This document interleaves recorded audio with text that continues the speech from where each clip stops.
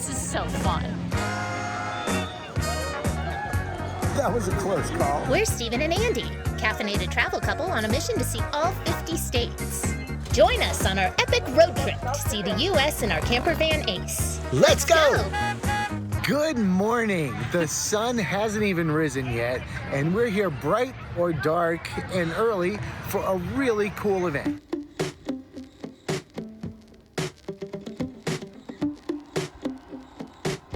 We're in Albuquerque, New Mexico for the annual Balloon Fiesta, and this morning is the Special Shapes Rodeo. The Special Shapes Rodeo and Glodeo are the most popular events at Balloon Fiesta, and there are over 100 unique balloons this year. And with any luck, aka weather permitting, we'll get to see them fly in this morning's mass ascension.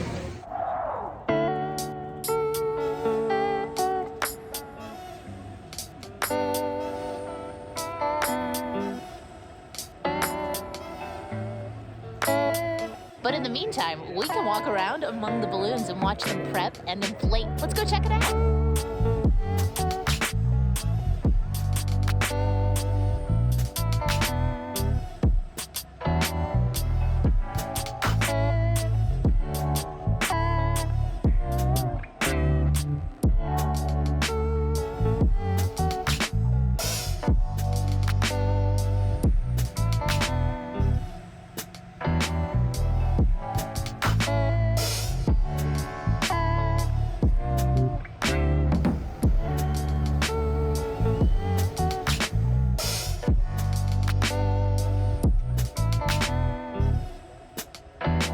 It went from dark and real easy to get around to light and massively crowded in no time flat. It's a total chaos scene here, but it is so fun. Balloons are just taking off all over the place. We have corporate sponsors, and then we have so many cool shapes. We've got devils, a cat, a massive cow balloon. We've got Star Wars over here. So fun. One thing that didn't change from earlier is the cold. It might be 40 degrees by now. I can't even pick a favorite yet. I don't know how they don't all bump into each other because they're so close and just floating in every which way.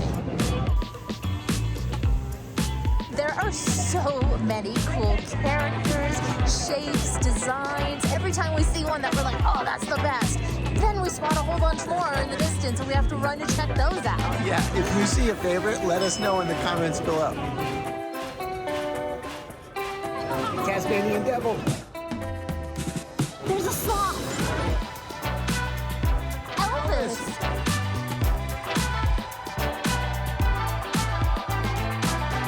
Okay, here's the 411 if you want to come to Balloon Fiesta next year. We came in on a general admission ticket, which gets you in for one session. There are 2 sessions some days, 1 session others, so make sure you check the schedule and see which session you want to come in for. If you're going to park on site, it's $20 to park, at least that's what it is this year, and they only take cash, so be prepared for that. If you're coming in for a morning session like we are, set that alarm early.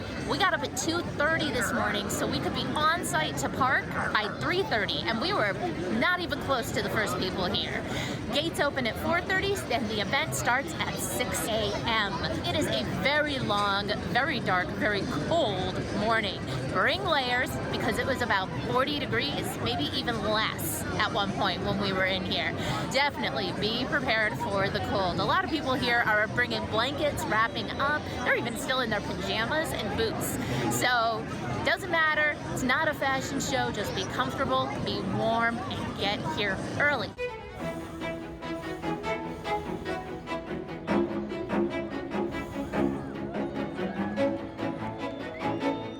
That was a close call.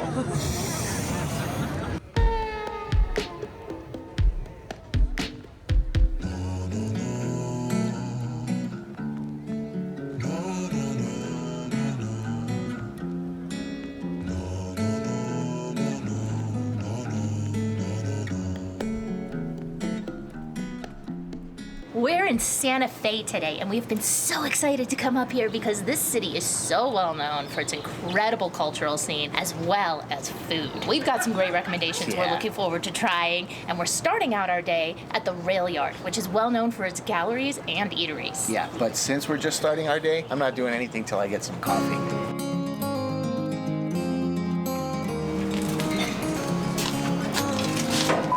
Well, that was smooth.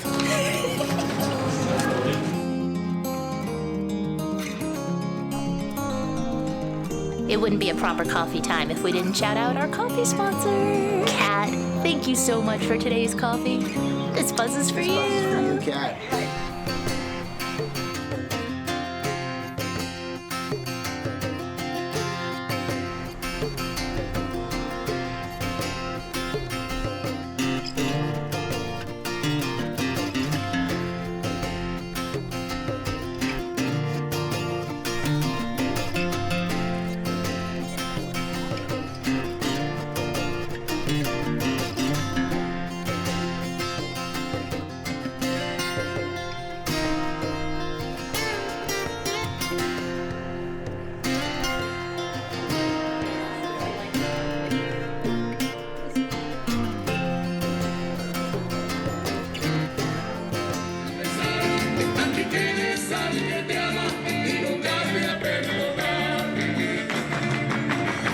So when we were in Albuquerque and we mentioned to someone that we were headed up to Santa Fe next, we got a very quick and enthusiastic, oh my gosh, you've got to go to Tomasita's. Then last night when we were just outside of town and we mentioned to somebody else that we were going to spend the day today in Santa Fe, the exact same thing happened. Yeah. So guess where we're going for lunch? Tomasita's.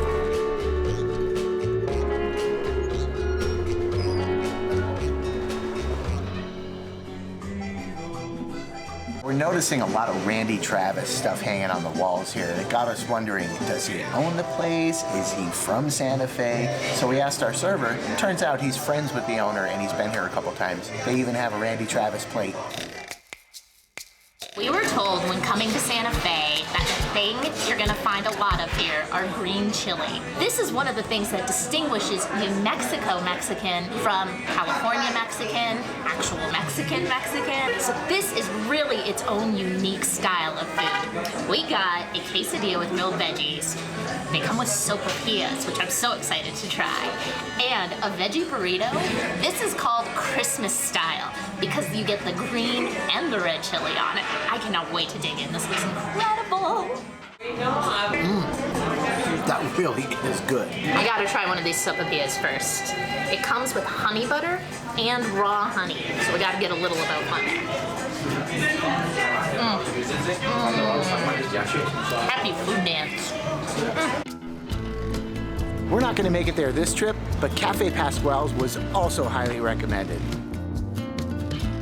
So as we mentioned earlier, Santa Fe is known for its massive cultural scene. Now, we don't believe you need to go into places like museums or galleries in order to get culture. In fact, we feel like a place that has culture has a vibe on the street. You get street art, you get cafe culture, you get cool mom and pop shops and locally owned, as well as venues for like music, theater, other types of performance, maybe sculpture just in public spaces.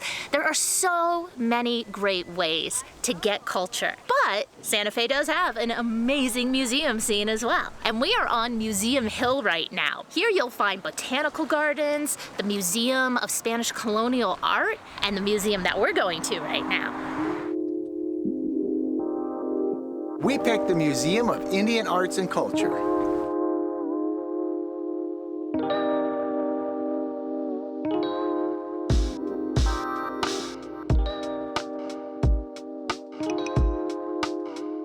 When you think of Indian or Native American art, what comes to mind? Maybe pottery, petroglyphs, weaving, basketry, jewelry, probably older, maybe even ancient artifacts. Am I right? The truth is, there have been Native American artists throughout time, and they're making modern art just as much as any other culture.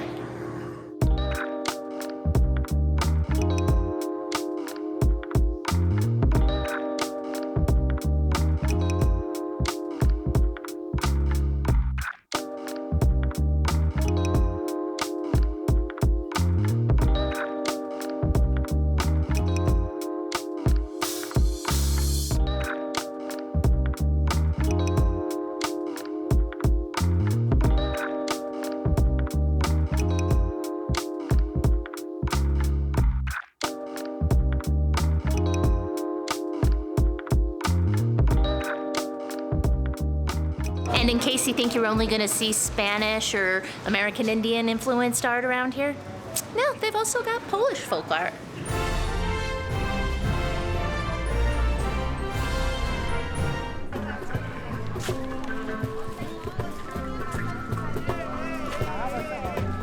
We're in downtown Santa Fe at historic Santa Fe Plaza. This is a hub of not only tourism, of course, but galleries, restaurants, shops, and lots of history.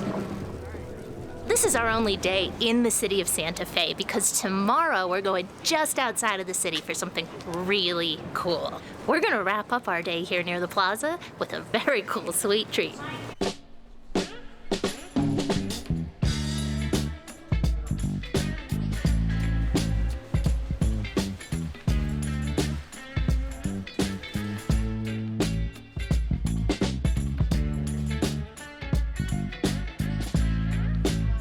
Super excited to try our chili cream and chili caramel chocolates and a piñon toffee.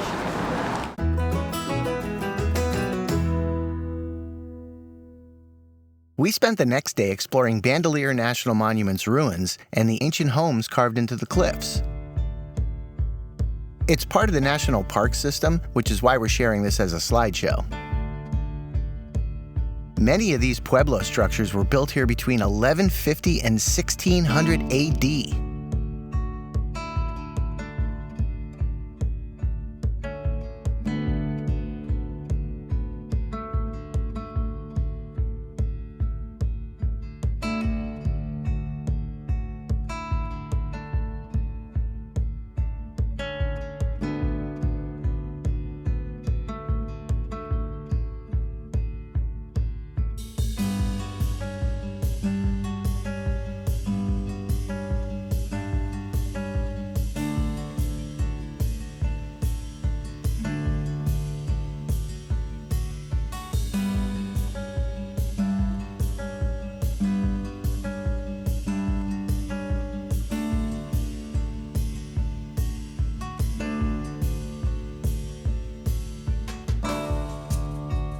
We're learning so much about indigenous history and culture. Today we're in Taos, and this morning we spent some time at the Taos Pueblo, which is not only a National Historic Site, but also a UNESCO World Heritage Site. Taos Pueblo consists of multi-story adobe buildings that have been continuously inhabited for more than 1,000 years. That makes it one of the oldest continuously inhabited communities in the United States. You can walk through Taos Pueblo on your own, but we chose to take a guided tour, which was amazing because we learned so much about not just the history, but also modern-day society within the Pueblo.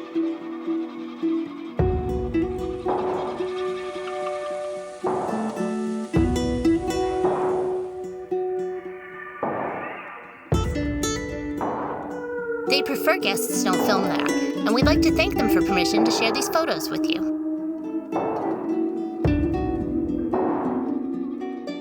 Now we're gonna check out downtown Taos near the plaza. This area is so full of such cute buildings, shops, restaurants, and tons of art galleries.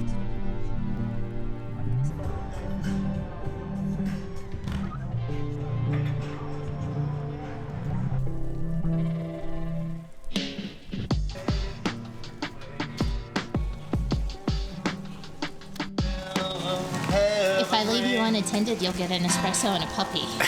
I'm in. We're gonna get some lunch real quick, and then we're going on a scenic drive called the Enchanted Circle.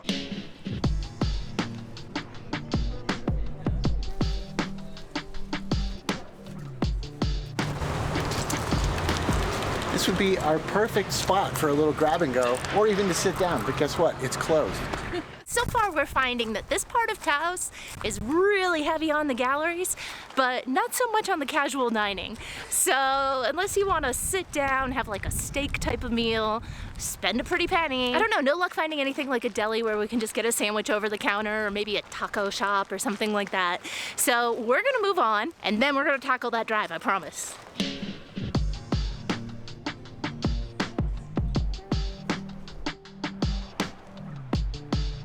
starting to think that this may be where starving artists originated. Lots of art, not so much in the way of food.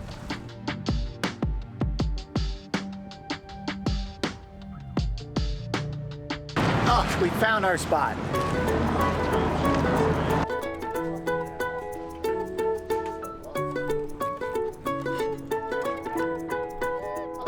That was delicious. Now let's go for that drive. The Enchanted Circle is an 84-mile National Forest scenic byway that starts in Taos and circles Wheeler Peak, the highest peak in New Mexico at over 13,000 feet. The byway features stunning high alpine scenery, which fans of Butch Cassidy and the Sundance Kid and Easy Rider might recognize. So not unlike when we were in Colorado, we're starting to feel the elevation a bit on this drive.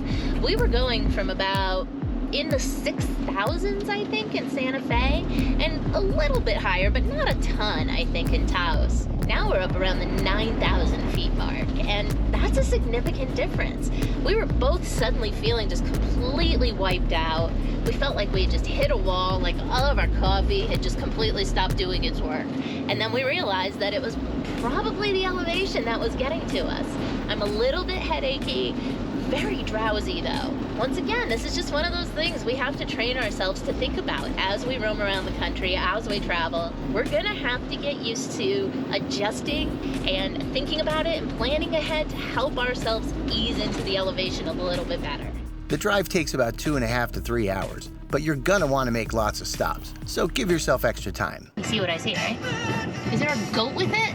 It's a freaking quarter horse or whatever those things are called. And a goat. What? Hello.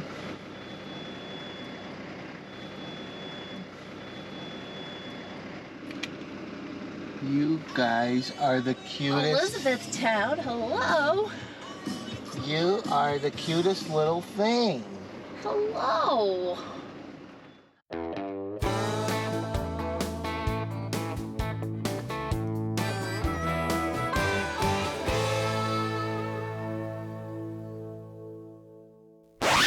We're just gonna back up a bit, since that says private property and no trespassing, and we're gonna find another way back out of here.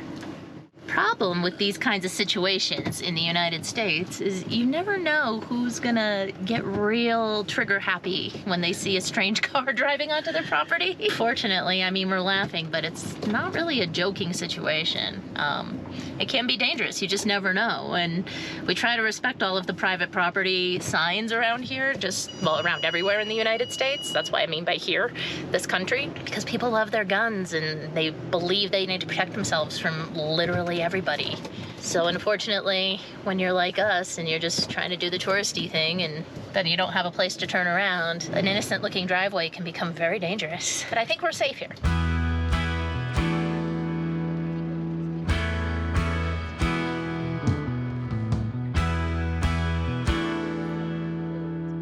People come here to enjoy camping, hiking, skiing, fishing, and the incredible view at the Rio Grande Gorge Bridge.